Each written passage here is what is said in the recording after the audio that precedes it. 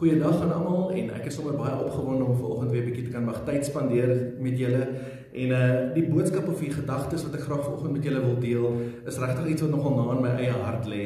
En die tema waaroor ek wil gesels is oor die geliefde disipel. Hoe kom ek en jy op 'n plek waar ek en jy soos Johannes die geliefde disipel kan wees?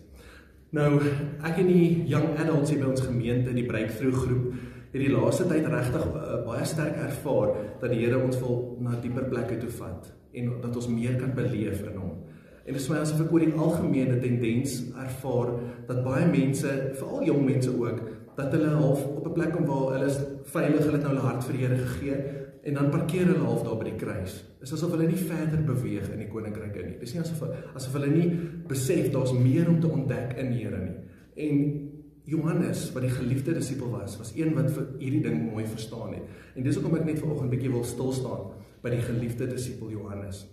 Ons lees natuurlik die eerste keer van Johannes, wanneer hy en sy broer Jakobus, wat vissers was, geroep was om 'n disipel van Jesus te word. En ons sien hoe hulle bloot net besig is om vis te vang en Jesus verbystap en hy sê vir hulle, kom saam met my, stap die pad saam met my. En net so verander hulle hele lewens totaal en al.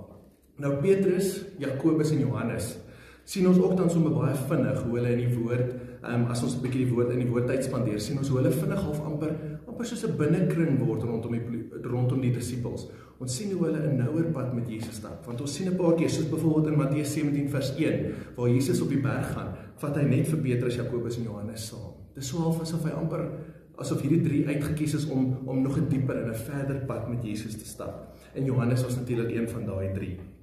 Maar dan sien ons ook natuurlik in Markus 10 vers 37, hoe Johannes en Jakobus, wat sy broer is, 'n stryery aan het, oor wie ereposisie in die koninkryk gaan hê.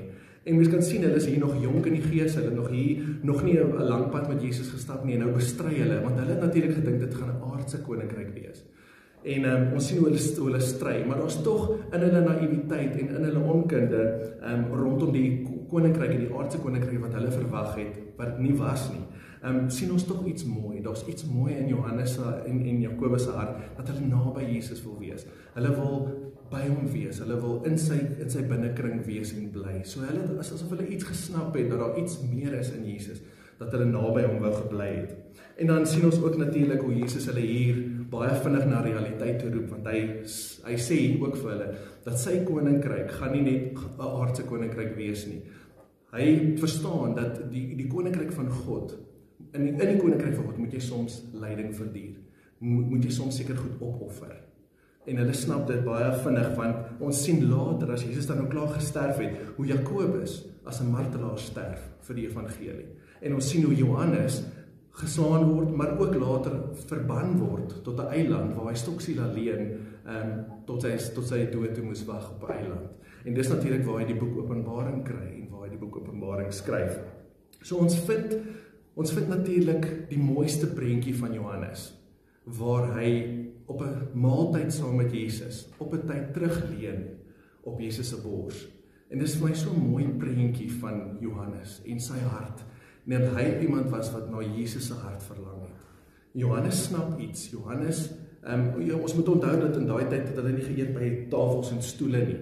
Hulle het so half gelê eet, en dan was dit maklik vir hulle as hulle so in 'n ry gelê het vir Johannes om net so terug te leun op Jesus se bors, en hy sy hartklop kon hoor, en hy Jesus se hartklop kon hoor. So, daar's iets in Johannes se hart wat snap dat daar meer is in Jesus, dat daar 'n intimiteit is saam met Jesus, wat nie almal noodwendig aan geproe het nie, en hy streef om al hoe meer en al hoe dieper daarna te gaan.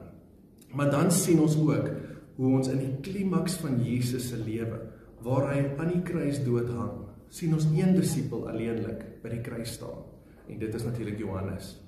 Johannes was die disipel wat bereid was om end uit te stap, en hy staan tussen die vroue by die kruis, en hy kyk na Jesus en hoe Jesus sy laaste asem uitblaas. So daar's iets wat Johannes gesnap het, wat die ander disipels nie gesnap het nie, en ek kan nie help om te dink dat dit as gevolg is van daai intimiteitsverhouding wat hy met Jesus gehad het nie. Johannes gaan dan nou natuurlik voort van hier af, en hy skryf sy eie vorm van die evangelie. Ons sien Matteus, Markus, Lukas en Johannes, wat dan die evangelie skryf. Maar dan sien ons ook hoe Johannes 3 briewe skryf, 1, 2 en 3 Johannes, wat ons in die Bybel lees. En dan die heel grootste boek wat Johannes skryf, is natuurlik die laaste boek in die Bybel, Openbaring. En Openbaring is 'n vreemde boek, maar ook 'n incredible boek, wil ek amper sê, want ons openbarings gegee aan Johannes, wat min mense in hulle lewe ervaar en gekry het. En dit is alles, ek dink, omdat Jesus hom kon vertrou met sulke openbarings, want hy is die enigste wat regtig na Jesus se hart geluister het. So dit is ironies nogal dat Johannes die enigste disipel is wat homself die geliefde disipel noem. Dis so half asof Johannes wou homself verewig in die wete dat hy 'n geliefde van Jesus was en dat hy en Jesus 'n intieme verhouding gehad het. En hy wou homself so verewig, daarom skryf hy dit neer. En geen ander disipel of enige ander mense noem hom die geliefde disipel nie, hy noem homself dit. Wat nogal iets sê van hoe hy sy eie verhouding, sy eie persoonlike verhouding met Jesus ervaar en beleef het. Dit was asof hy gesnap het, daar's iets dieper, daar's iets meer in die Here, en hy wou dit hê, en hy het moeite gedoen om dit te kon kry op die einde van die dag, en ons sien dat die vrugte in sy lewe heel evident is daarvan. Maar die grootste tema wat ons dan nou in al Johannes se boeke sien, is natuurlik die tema van die liefde. Johannes skryf konstant oor die liefde, want hy het iets gesnap in daai tere oomblikke saam met Jesus van die liefde.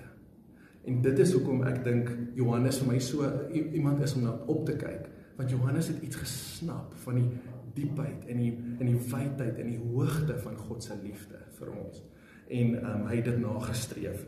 En ons sien dan hoe hy skryf in 1 Johannes 4, wat half amper 'n opsomming kan wees van al die geskrifte van Johannes. Sien ons in 1 Johannes 4 vers 7 skryf hy die volgende, hy sê, geliefdes, laat ons mekaar aanhou lief hê, want volmaakte liefde is van God afkomstig.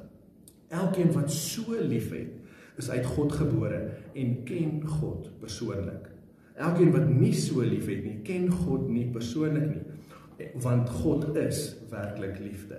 Op hierdie manier het God sy volmaakte liefde aan ons bekend gemaak, toe hy sy enigste seun na die wêreld toe gestuur het, sodat ons deur hom die lewe kan ontvang.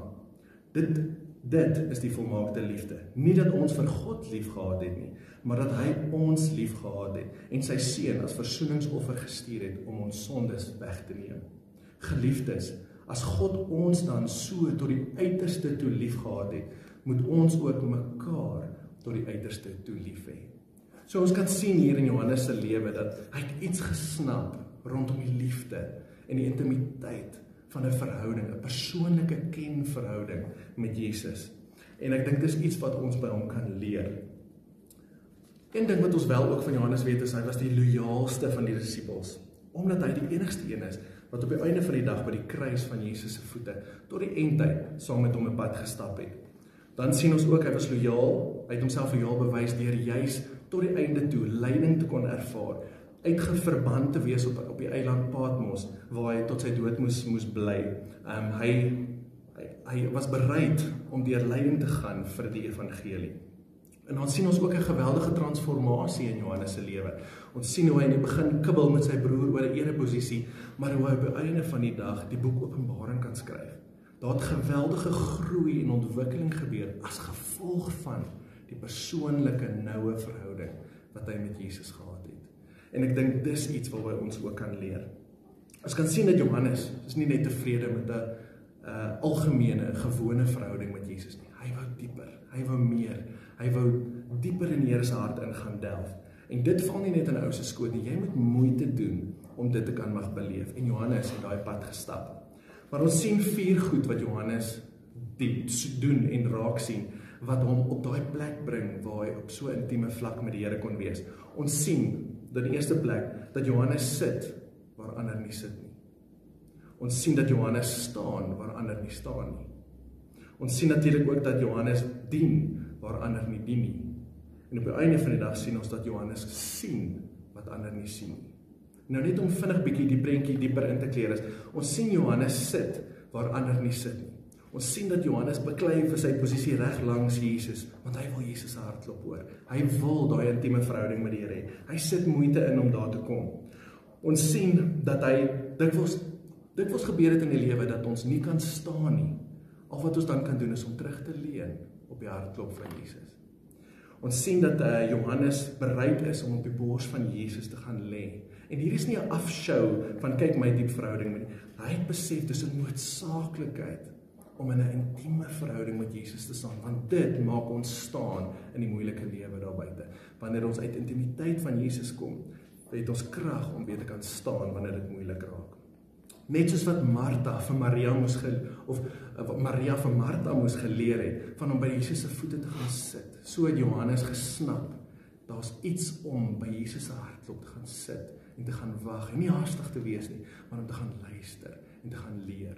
Dis iets wat Johannes geleer het. Dan sê ons ook dat Johannes staan waar niemand anders staan nie. Ons sien hoe hy die enigste disipel is wat staan, en opkyk na die kruis toe, wanneer Jesus sy laaste asem uitblaas. Hy is die enigste een wat bereid is om te staan. Maar hy moes eers leer om te gaan sit by Jesus se voete en te gaan luister en te gaan krag tap sodat hy kon staan wanneer die lewe die moeilikste vir hom was. So dikwels leer ons ook dat as ons gaan leer om te gaan sit by Jesus se hart, gaan ons kan staan in die moeilike omstandighede in ons lewe.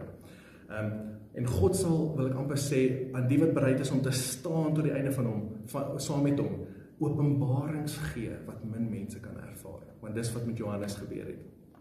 Ons sien ook dat Johannes dien waar min ander mense dien. Johannes kom op 'n plek waar hy geslaan word as gevolg van die evangelie. Ons sien hoe hy verban word alleen op 'n eiland. Dis alles goed wat Johannes verduur terwille van die liefde wat hy vir Jesus het en die liefdesband wat daar tussen hulle is. En Johannes was bereid om te dien waar ander mense nie noodwendig bereid was nie. Maar dit het Johannes op 'n plek gebring waar Johannes kon sien wat ander mense nie sien nie. So ons sien dat Johannes nie net die boek Openbaring ontvang nie, maar ons sien ook dat hy Jesus se hart geken en verstaan het. Ons sien dat hy is een wat bereid is om te getuig waar hy ook al is, en hy is bereid om te ly vir die koninkryk en vir die liefde wat daarin is. Maar ons sien ook dat hy die diepe ervarings wat hy deel, hy hou dit nie vir homself nie, hy skryf dit neer in boekvorm en hy deel dit met ander mense. Hy sien goed wat ander mense nie sien as gevolg van daai diepe persoonlike verhouding wat hy met Jesus gehad het. So, wat wil ek vandag vir julle sê? Ek wil vandag vir julle sê dat nie almal het noodwendig die Here lief soos op dieselfde manier nie. Party mense haat die naam van Jesus. Ander mense smelt weer in die aanhoor van sy naam. Dan is daar mense wat Jesus ken slegs oor Kersfees en Paastyd, en dan sê hulle ken Jesus, maar wanneer hulle iets moet opoffer of wanneer daar druk geplaas word, dan vaag hierdie passie vir die Here. Maar dan is daar ook mense wat soos Johannes begin op 'n level waar hy kibbel oor 'n ereplek in die koninkryk, maar waar hy so groei en ontwikkel dat hy kan bly staan op een van die moeilikste tye in sy lewe en tot die eind uit bereid was om tot die dood toe uit te hou vir dit waaraan hy geglo het en vir dit wie hy lief was. So Johannes wys vir ons daar's 'n manier om 'n dieper verhouding met die Here te hê. Daar's meer in die Here as net 'n oppervlakkige ek ken die Here. So Johannes wys vir ons hier, ons kan dieper gaan, maar as ons wil dieper gaan, moet ons bereid wees om te kan sit waar niemand anders sit nie. Ons moet bereid wees om by die Here se hart te gaan delf vir sy liefde en vir daai meer wat ons soek in hom. En as ons as Johannes wil groei, moet ons bereid wees om kan staan waar niemand staan nie, om te kan gaan dien waar niemand dien nie, en ook om te gaan sien wat niemand sien. So die challenge wat ek vandag by julle wil los, met hierdie hele lang relaas oor Johannes en sy lewe, is dat Johannes het iets gesnap. Johannes het iets gesnap van die diepe verhouding en die liefdesverhouding wat hy met Jesus gehad het. Daar's meer in die Here, daar's meer om te ontdek, daar's openbarings in die Here se hart wat ons moet gaan uitdelf. Darlene Check, een van Hillsong Kerk se mense wat half die hulle worship bediening begin het, jare terug. Sy het eendag die volgende gesê, sy is ook natuurlik die skrywer van die lied Shout to the Lord, en sy skryf natuurlik in een van haar boeke, sy het al vir haar worship teams gesê by die kerk, sy soek nie net liedjies wat in 'n halfuur sommer net aan mekaar geplak is en môre sing ons dit in die kerk nie. Sy soek liedere wat uitgepound is op die vloer, op ons knieë voor die Here, uitgedelf is, gaan soek dit in die Here se hart vir antwoorde, vir juwele uit die Here se hart uit. En dit is die tipe van diepte wat sy in haar lirieke en in haar musiek gesoek het. Dis die tipe van musiek wat sy vir die Here wil teruggee in haar worship. So sy het ook al gesnap, daar's meer in die Here, daar's dieper in die Here. En ons moet nie parkeer by die kruis nie. We need to go deeper into God's heart. Maar dit gaan verg dat ons moet effort insit, moet grou, moet dieper gaan en gaan pound binne die Here se hart vir dit wat ons nodig het. En min mense is bereid om dit te doen, daarom sal min mense ervaar dit wat Johannes ervaar het. So kom saam met my op 'n journey in die volgende seisoen en kom ons leer by Johannes, die geliefde disipel, sodat ons ook kan bekend staan as ouens wat geliefd is deur die Here. En kom ons delf in die Here se hart, kom ons gaan soek daai meer, daai diepe, en kom ons besef hoe diep en hoe wyd en hoe groot die Here se liefde vir elkeen van ons is. Sal julle hierdie pad saam met my stap? Kom ek bid vir ons. Almagtige God, Hemelse Vader, wat 'n voorreg om te kan mag leer uit so 'n wonderlike mens soos Johannes se lewe. En Johannes was nie perfek nie, Here, maar Johannes het tog iets gesnap. Hy het iets gesnap van die diepte en die wydte en die breedte van die liefde, Vader. Mag ons daaraan proe. Mag ons dit proe en mag dit ons honger maak vir meer en meer en meer. Mag ons dieper wil gaan, Here. Mag ons meer wil ervaar in ons verhouding met U. Help ons om daar te kom. Help ons om die woord te vat, dieper in te gaan grou vir antwoorde, vir openbarings, Here, sodat ons net nog hongerder vir nog meer van U kan wees. Lei ons deur die Heilige Gees om U te ontdek op 'n level wat min mense dit doen, omdat ons bereid is om die effort daarvoor in te sit.